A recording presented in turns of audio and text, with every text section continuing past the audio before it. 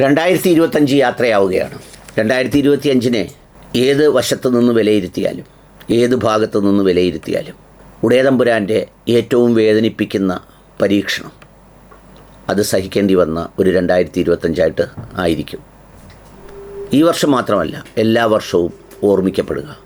സാധാരണ പുതുവത്സരം പറയുമ്പോൾ പോയ വർഷത്തിൻ്റെ സന്തോഷങ്ങൾ, അല്ലെങ്കിൽ അതിൻ്റെ തൃപ്തി, അതിൻ്റെ മനോഹര നിമിഷങ്ങളെന്നൊക്കെ പറയാറുണ്ട്. പക്ഷേ 2025 ആ ഒരു വർഷത്തിൻ്റെ ആരംഭം മുതൽ തണലായിരുന്ന, താങ്ങായിരുന്ന, എല്ലാമായിരുന്ന, പ്രഭാതം മുതൽ പ്രദോഷം വരെ, വീണ്ടും അടുത്ത പ്രഭാതത്തിൻ്റെ ആദ്യ സുബഹിയുടെ ബാങ്ക് മുതൽ കാണുകയും സംസാരിക്കുകയും ഒപ്പമുണ്ടാവുകയും ചെയ്തിരുന്ന പ്രിയപ്പെട്ട ഉമ്മ യാത്രയായ വർഷമാണ് 2025. ആ നഷ്ടത്തെക്കാൾ വലിയ നഷ്ടം, ആ വേദനയേക്കാൾ വലിയ വേദന, ആ നിമിഷത്തെക്കാൾ വേറൊരു നിമിഷം എനിക്ക് മാത്രമെന്നല്ല, ഒരുപാട് മനുഷ്യർക്ക്, ഒരാൾക്കും ഉണ്ടാവണം എന്ന് ഞാൻ വിശ്വസിക്കുന്നില്ല.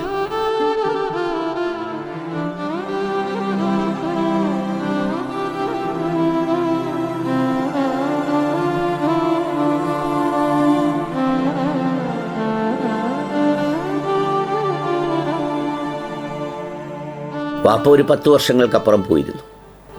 ഒരുപക്ഷെ അങ്ങനൊരു പുതിയ കാലത്തിൻ്റെ പിതാവിനെ പോലെ അങ്ങനെ സ്നേഹവാത്സല്യ പ്രകടനങ്ങളുടെ ചേർത്തുവെക്കലുകൾ അങ്ങനെ അനുഭവിച്ചിട്ടില്ലെങ്കിൽ പോലും ആ മേൽവിലാസവും ആ കരുത്തും ആ ദൃഢനിശ്ചയവും ഒക്കെയാണ് അതിൻ്റെ പാരമ്പര്യത്തിൻ്റെ അടയാളമായി ഉള്ളിലുള്ളതെന്ന് വിശ്വസിക്കുമ്പോഴും വലിയ പ്രാർത്ഥനയായിരുന്നു.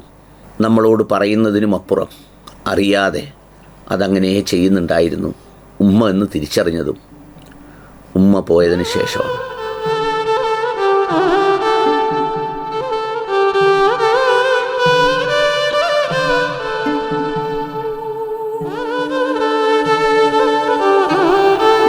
പിന്നീടുണ്ടായ പരീക്ഷണങ്ങൾ, പലതരത്തിലുള്ള ദുഃഖങ്ങൾ, വേദനകൾ ഒക്കെയും എത്രയോ കാലങ്ങളായി ആ കൈകളായിരുന്നു, ആ പ്രാർത്ഥനകളായിരുന്നു തട്ടിമാറ്റിയിരുന്നത് എന്ന് വിശ്വസിക്കാനാണ് ഇഷ്ടം. പിന്നെ ഒരർത്ഥത്തിൽ ഭാഗ്യവാനാണ്. അത് വേറൊന്നുമല്ല, ഒരു നിമിഷം പോലും മാനസികമായി ആ ഓർമ്മകളിൽ നിന്ന് അകന്നിട്ടില്ല. ഒരുപക്ഷെ പുറത്തുണ്ടായിരുന്ന ഒരാൾ നമ്മുടെ ഉള്ളിലേക്ക് ലയിച്ചതുപോലെ, അല്ലെങ്കിൽ നമ്മുടെ ഉള്ളിലേക്ക് പ്രവേശിച്ചതുപോലെ അങ്ങനെയായി തീർന്നിട്ടുണ്ട് ഇപ്പോൾ. ആ ശബ്ദവും ആ ഗന്ധവും ആ പരിഭവവും ആ ഓർമ്മകളും ആ ദൃശ്യങ്ങളുമൊക്കെ സദാസമയം ഊണിലും ഉറക്കത്തിലും യാത്രയിലും ഉണരുമ്പോഴുമൊക്കെ മായാതെ മറയാതെ അങ്ങനെ തന്നെയുണ്ട്. നമ്മളും ഇല്ലാതാകുന്നതുവരെ അതങ്ങനെ തന്നെ നിൽക്കണമെന്നാണ് എൻ്റെ ആഗ്രഹം. ഈ പുതുവർഷത്തിൽ എല്ലാവരോടും പറയാനുള്ളത്, ഇനിയും ജീവനോടെ നമ്മളോടൊപ്പമുള്ള, മാതാപിതാക്കളോടൊപ്പമുള്ള നിമിഷങ്ങൾ ഏറ്റവും സന്തോഷത്തോടെ, ഇഷ്ടത്തോടെ, വാത്സല്യത്തോടെ, ബഹുമാനത്തോടെ ആസ്വദിക്കുക എന്നതാണ്. നഷ്ടപ്പെടുന്നത് ജീവിതത്തിൽ ഒരുപാടുണ്ട്. പക്ഷേ മരണത്തിലൂടെ നഷ്ടപ്പെടുന്നത് ഒരിക്കലും നമുക്കിനി ഈ ഭൂമിയിൽ തിരിച്ചു കിട്ടാത്തതാണ്. അതുകൊണ്ട് തന്നെ നമ്മളും ഇതുമൊക്കെ നഷ്ടപ്പെടാനുള്ളതാണ് എന്ന ഓർമ്മയിൽ ജീവിക്കാം. എല്ലാവർക്കും നല്ല വർഷം നേരുന്നു. നന്നായിരിക്കട്ടെ.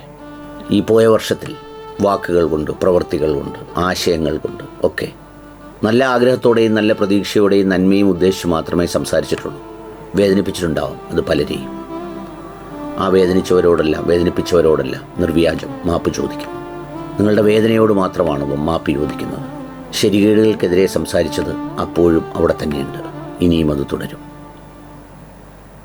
കണ്ടുമുട്ടിയതുപോലെ ഇനിയും ഒത്തിരി നാൾ നമുക്ക് ഇതുപോലെ സംസാരിച്ച് മുന്നോട്ട് പോകാൻ ഉടയതമ്പുരാൻ അനുഗ്രഹിക്കട്ടെ എന്ന് പ്രാർത്ഥിക്കുന്നു.